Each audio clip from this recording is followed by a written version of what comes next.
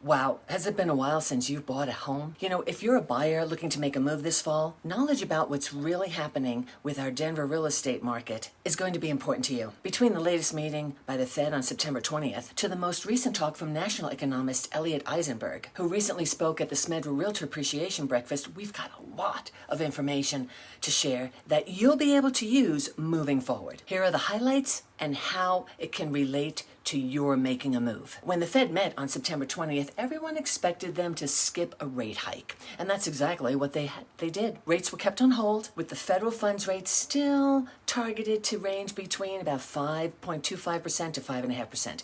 And that's the second hold of the last three meetings. However, what surprised everybody was that Powell gave no indication that they would stop raising rates this year. The median forecast for the end of 2023 for the Fed funds rate is now 5.6%, and that implies another plus 25 BPS rate hike before the end of the year. And for the end of 2024, their median forecast is now 5.1%. Previously, it was 4.6%. So that means that now they're looking for 2 rate cuts in 2024 instead of the 4 that they had previously implied would happen.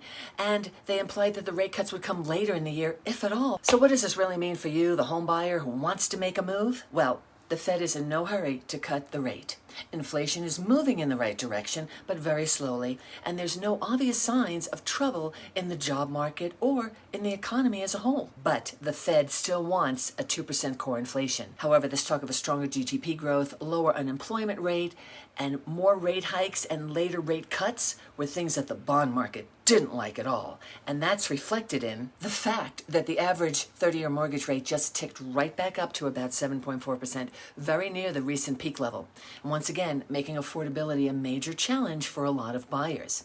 Now, what was really interesting to hear was Elliot Eisenberg, a national economist who spoke to us at the recent South Metro Denver Realtor Appreciation Breakfast.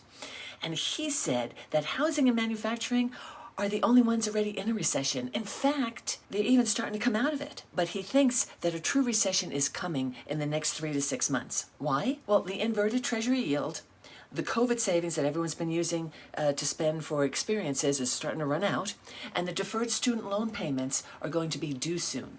Plus, business spending has dropped, and credit is tightening. You know, it's crucial to act now if you're a prospective buyer contemplating a move this fall. While waiting for interest rates to drop might seem like a really prudent strategy, the current market dynamics are going to demand a different approach. Think about it this way. The housing and manufacturing sectors are already in a recession. We saw that this year with an increase in seller concessions. And the Federal Reserve's actions are suggesting that interest rates won't be decreasing anytime soon. So waiting might not be the wisest choice, as it could lead to higher costs in the long run. Think about waiting until 2024 for rates to drop by then. If inflation gets closer to the Fed's target of 2%, and rates finally decrease, you're going to face fierce competition because buyers like you have been sitting and waiting for the rates to drop. However, inventory of homes for sale still remains limited, like in the South Metro Denver area, with just 7 weeks of inventory, far from the 5 months needed for a balanced market. And home prices are continuing to rise month over month. Acting now during the fall and winter months,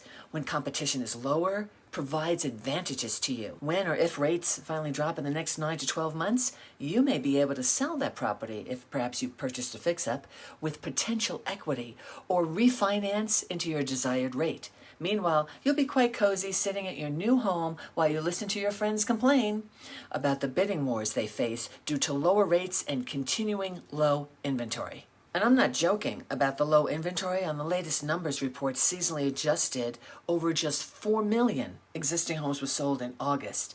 Now that's roughly 1% below last month, but 15% below August of 2022, and that's nationally. And locally, we're down 6.8% of available homes for sale compared to this time last year. And again, that's a combination of not only the higher interest rates, but also what we like to call the golden handcuffs, where homeowners currently are locked into a wonderfully low interest rate and may not be willing, unless they really have to, move into the 7% market. And if you were hoping that housing prices would start declining? It's just not happening right now. The median sale price has continued to edge up month over month, and now that number nationally is $407,000, which is up nearly 4% year over year. And here in the South Metro Denver area, the median price of a home is now $580,000, up from $575,000 this time last year. This is why, depending upon your home ownership goals, you don't want to wait to seize the opportunity in the current market. Hi, my name's Peggy Dursthoff with @Live Denver Suburbs, powered by HomeSmart. And if you enjoyed this video, go ahead and check out this one over here, where I talk about the most common homebuyer regrets that buyers experience and how you can avoid them. Thank you so much for watching, and I'll see you on the next video.